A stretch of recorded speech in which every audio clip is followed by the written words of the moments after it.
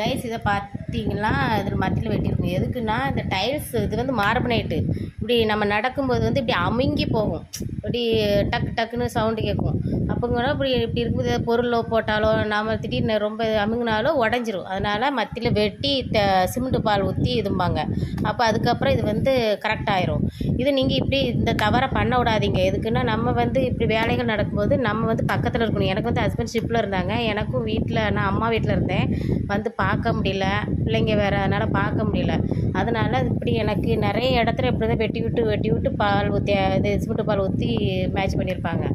ஆனால் இப்படி வந்து கொஞ்சம் மறைவான இடம்னா நல்லாயிருக்கும், தெரியாது. இது பப்ளிக்காக இது கொஞ்சம் ஹாலுங்கிறனால உடனே தெரியுது, அசிங்கமாக இருக்கும். அதனால் நீங்கள் வீடு எது கட்டினீங்கன்னா தயவுசெய்து நீங்கள் பக்கத்தில் இருந்து கவனிச்சிக்கோங்க. இப்படி பண்ண விட்டுறாதீங்க, அசிங்கமாக இருக்குது பார்த்தீங்களா.